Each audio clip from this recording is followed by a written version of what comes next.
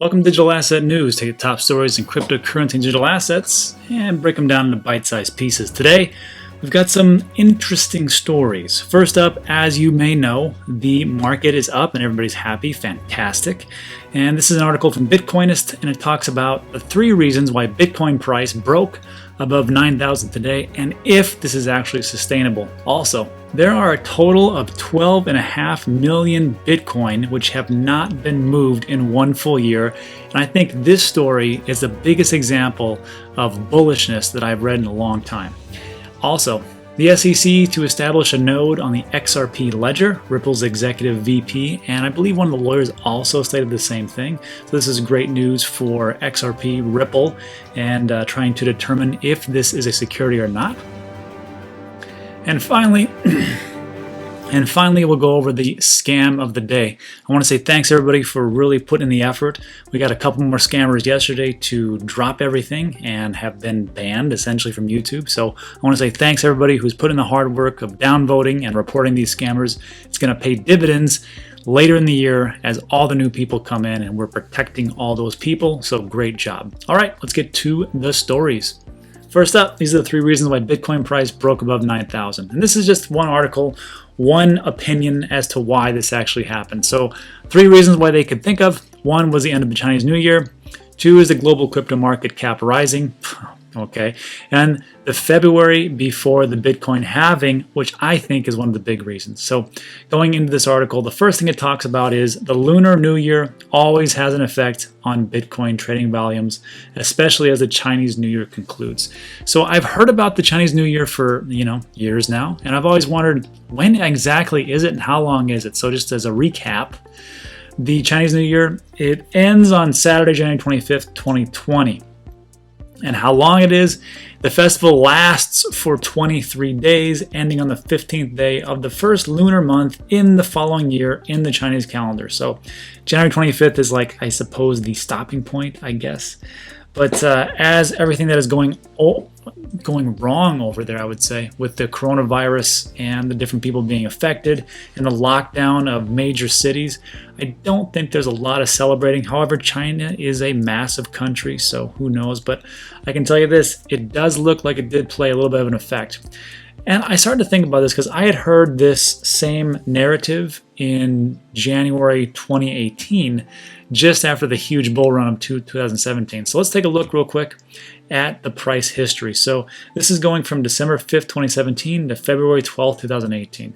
And these, my friends, were the good days. Let me tell you, you could look down at your phone, hit the refresh button, and Bitcoin was up by 1,000 in like 10 minutes. It was awesome. So this is the type of stuff you were seeing. So this was December 17th, almost hit 20,000. Then you see this big dumperooski, and then boom, boom, boom, down it goes. December 25th, went back up. Like, this is just like a scary roller coaster. It's like, oh, wow.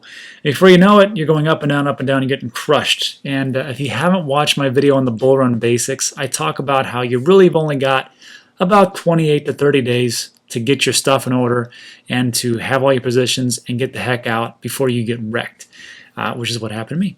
So if you have an opportunity, at the very end of this video, I'll put a link to it, Bull Run Basics. It'll talk about how to do all that and how to watch all this stuff so you don't get screwed. And so same thing, January 6th, it was 16.8, down it went, down it went, down it went. And down on January 17th, it went from, look at that, 20,000 all the way down to half. 10,000. Now, I don't think this is entirely the Chinese New Year type of thing. Some may say it was the futures contract. Some may say that there is a bunch of manipulation. Some may say it is the Chinese New Year. I agree on all 3. I think it was a factor of all these different types of things. So I will just tell you that what goes up will come down. And yeah, so here we are, January. Then boom, another crash, $6,700. I remember that. I remember this. Oh, it was awful. And then up it goes. So that was just 2017 to 2018. Let's take a look at 2018 to 2019. So not as dramatic as an effect. If you're looking at, like a couple weeks before the actual Chinese New Year on January 28th, you're at 4,000 up here, then it crashed down here at 3,500, and it just keeps going down, down, down, down, down. Actually right around here, goes pretty low. This was on January 29th. Amazing. And then it comes up a little bit, and then a little crash, and then up it goes at the end. So, okay, I can see that. And now what we're looking at here, this is November 2019 to January 28, 2020, which is today. We're looking at kind of the same thing, but not really, I guess. Because we're looking at 8,100, let's see, 7,800 January 9th, 7,900. A little bit here, and then big boost, 9,100. This is nice. 86, 85. So not as a dramatic effect as some would think. So it just goes to show you, like these market analysis, and people will say, well, it's just going to crash. Well, no kidding. It's cryptocurrency. Like I could say that. Just, it's going to crash in a couple weeks. And if it goes down 200, 300 bucks, I'm like, see, I told you. Look, I'm not a big believer in TA. However, I am going to delve into it. I am going to put my best foot forward and take some education and learn technical analysis, because maybe I just don't know it. Maybe I just don't know it, because I'm always poo-pooing all over it. So maybe I just don't know enough. But I got to tell you, though, there's two people in the world that can keep their jobs and be wrong all the time. Technical analysis and a weatherman. They can be constantly wrong and be like, oh, this guy's a genius. So I'm not going to say anything more, because maybe it's my own ignorance, and I'm not married to anything besides my wife. So if I'm wrong, and I will put my best foot forward to learn TA just to see exactly what it's all about. Anyhow, that's it for that part. Let's go back to the story. So BitMEX CEO Arthur Hayes predicted that volatility and trade volume would nosedive as the new year approached. It's a pretty good bet. Indeed, in the week leading up to the New Year, daily volume has dropped by 50% as Bitcoin price went from 91.50 to 83.25. Sure, I can see that. Then they talks about the crypto cap rising, and as Bitcoinists reported yesterday, the total cryptocurrency market cap grew by over 17 billion in 2 days. That's pretty awesome. And it's, we're just below that 250 billion mark. And if we could get to that 250 billion, I think it is a psychological barrier. For me, the psychological barrier really is Bitcoin at 10,000. Once we go above that, I kind of feel like things start to move and groove and everything's good. However, not too long ago, it did go above 10,000, 11, 12, 13, 14, 13.9 I think it was, and it still tumbled back down. So who knows? But I will say this, for me personally, once we get around above 10K and we're leading into the Bitcoin halving, that's a great signal. Anyhow, it says here regaining this level would be a strong indicator. That's a bullish cycles again once going on. So sure. And it also talks about the ever-looming halving effect coming up in May this year. And this was, I think, the most interesting couple sentences. Historical data again suggests that this will have a positive effect on Bitcoin prices. Whether this is already factored into Bitcoin's price is hotly debated. True. We've done multiple videos about how people say, yeah, this Bitcoin halving is not going to be a big deal because everybody knows about it, so it doesn't matter.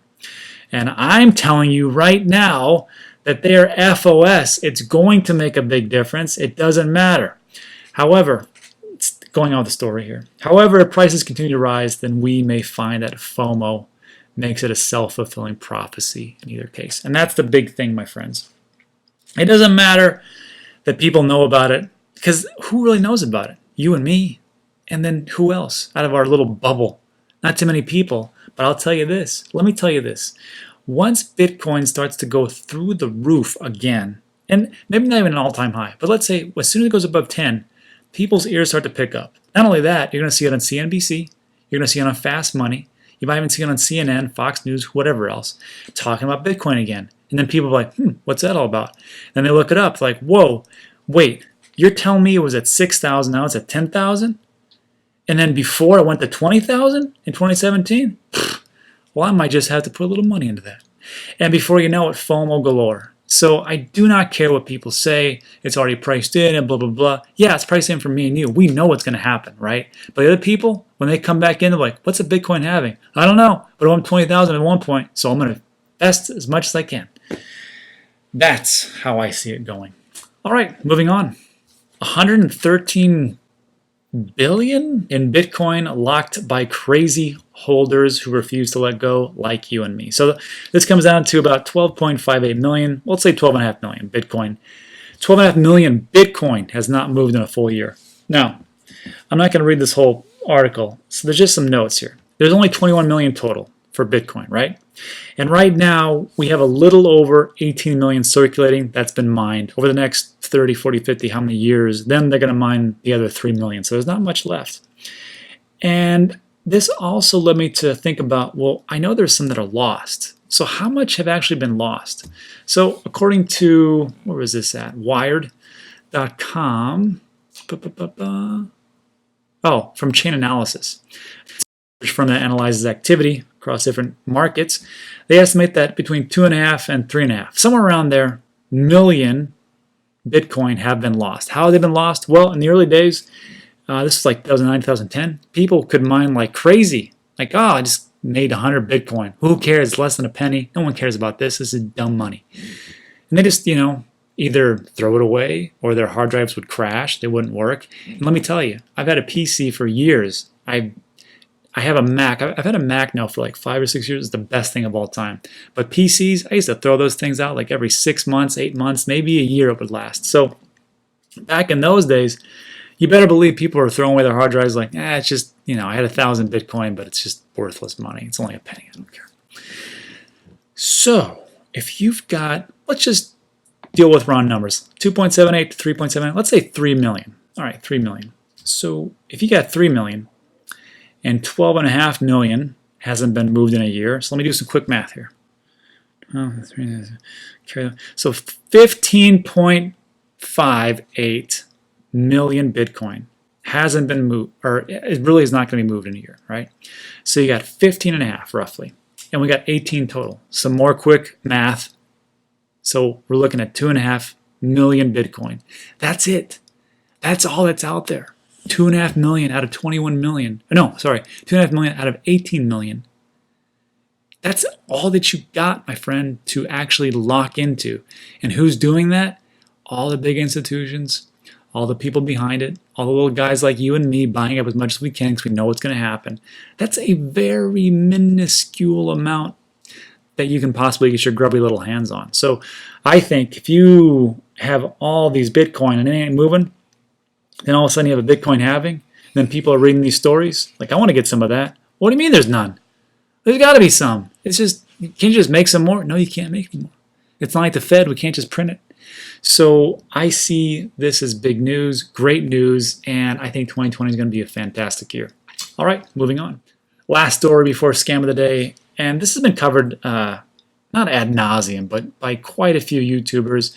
I just want to make mention that that this is a great story. The SEC is going to establish a node on the XRP ledger, and this was revealed by the Ripple's executive VP, and I believe also Ripple's lawyer talked about this. So this is great stuff. This is actually going to happen, and I remember a story, and I had to find it, back in July 30th, 2019. There was a story that talked about the United States Securities and Exchange Commission is planning to run through contractors a Bitcoin and an Ethereum node, in addition to as many of the following: Bitcoin Cash, Stellar, Zcash, EOS, Neo, XRP Ledger. That was their plan back then. Now they're moving forward with XRP. Why are they moving forward with XRP? It's because Ripple has made a very smart move. They have an office in Washington, D.C. They work with the regulators. They work with the IMF, the International Money Fund, the World Bank. They know the players. It's not what you know, it's who you know. And they know everybody. So when they're doing these types of things, and the SEC is like, hey, I'm going to put a node. Is that, and they're like that tight. I don't even think they even asked them. Apparently from this old story, they didn't even ask, like, we're going to do this. Yeah, sure, go ahead, Pete, or whatever. Probably know each other by first name. Who knows? They're going to see, because what they are trying to figure out is this a security? And if you watch any of the videos, I do not believe this is security. There is a lawsuit. There is a guy saying that it is a security. I find that laughable, but we will see, because Ripple and XRP are two different things. XRP is a cryptocurrency. Ripple is just a software company. It's just a software company. That's exactly what it is. It's like saying, well, Exxon, they are selling securities of oil. No, they're not. Exxon's just a drilling and engineering company. And they just drill the oil, they put it out. It's not a security, it's a commodity. Now, if you hold on to that oil and you think it's going to rise up in price, that's your thing. It may not. It may go down, which it actually, I can't remember if it went down or not lately. But that's how it is. It's a commodity, just like Ripple. Just like XRP, excuse me. XRP is a commodity. It allows for cross-border transfers, right? If you hold on and you think it's going to rise up, that's your thing, not my. That is actually my thing too. But if that's what you think, sure, it could go to zero. I don't know, but it's a commodity, I think. And that was it. So thanks again for getting to the rants. Let's go over the scam of the day, shall we? So the scam of the day. The reason why we're doing this is because 2020 is going to be a big year, and we cannot, me and you. We cannot have new people coming in and getting scammed out of their hard-earned cryptocurrency that they bought, right? They're coming in, and then people will say, well, how could that happen? Well, you're so stupid. Look, if you're new to cryptocurrency, you're like, well, maybe this is how it works. I don't know what an airdrop is. What the hell's an airdrop? Does it drop? Is it literally drop from the air? What's up in these wallets and these codes and these QR? I don't understand what's going on. But this guy said that he'd give me some free money, and maybe that's how airdrops work. So, I guess I'll give it a try. And they get scammed, and they get screwed. So, if one person gets screwed over or they get scammed, then they tell their friends. One person tells 10, 10 tells 100, 100 tells 1,000. And as this starts to build up, we want to make this space as hospitable as possible for people to come in and feel comfortable of putting their hard-earned money into what they see as make-believe money. They believe this is like make-believe cash. It just created out of thin air. Well, so is the US dollar, but that's for another video. But it's going to be hard for them to wrap their heads around. So we have to make it as comfortable as possible. So how do we do that? Well, in my video, in the description of every single video, there is a link called Scam of the Day. And that link's going to send you to this handy-dandy Google spreadsheet where I collect all the different scams that I find and also scams that you tell me about, especially Stephen D. He's big, him and Mullet. So these scams I just put right here, and all I want you to do is just to click on them and then check them out. Now, if the date that's removed, if this side over here is already filled out, then boom, there are no more. It's already been removed. So we're pretty good. I think we had like 14 or 15 that we started or that we've gotten rid of so far. So that's great news. And I'm really happy. Like the last two look like this. The video is no longer available because the YouTube account associated with this video has been terminated. Great job. I like that. But we got stuff like this still going on where live transactions, Ripple giveaway, not that many views though. And I think this is what I see. The very few views, the more it's hard to attack them because there's not that many views. I think maybe YouTube doesn't put them as big of a list, but we're looking for these things called asymmetrical giveaways. And what I really would like to have happen is to have, same thing over here, is to have my number one guy get rejected. This is my number one scammer. And we've been dealing with him for like 5 or 6 days and he still hasn't been taken down. So if I report it, that's just one. If you report it, now we got 2. And then if the thousands of people that watch this video report it, that signals to YouTube, hey, this is definitely a scam. So we need and honestly, I think we need like 5,000 people to say, hey, this is a scam, wake up YouTube. And they can't do everything. Look, there's a statistic, I think it's like every minute or every hour, there's like 50 years worth of video uploaded to YouTube. Anyhow, what we're looking for here is first we take a look at the comment section to see what's been said. Scammer, this is a scam, reported scammer, scammer. Okay, so this is probably a scam, right?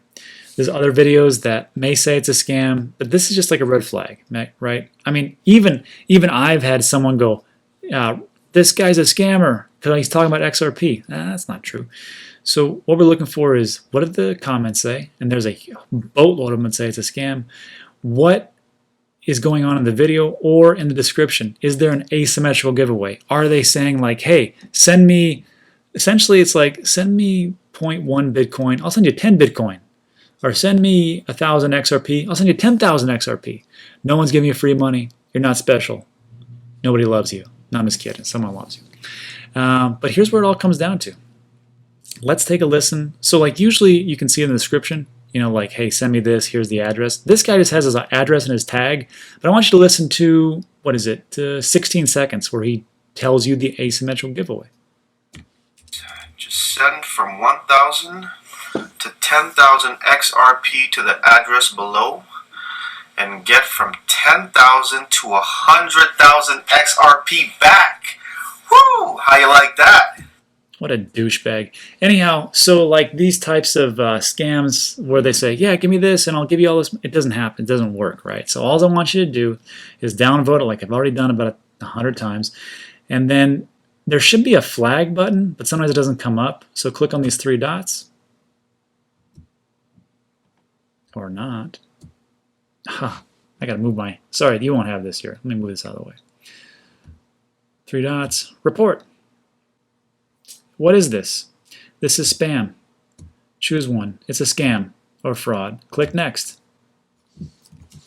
This is a scam. And then of course, feel free to put in any type of information you want. Click report and you're done. That's all I asked you to do. I really appreciate it. Again, you can find that list in the description below. And I want to say thanks for hanging out for a bit, and I will see you on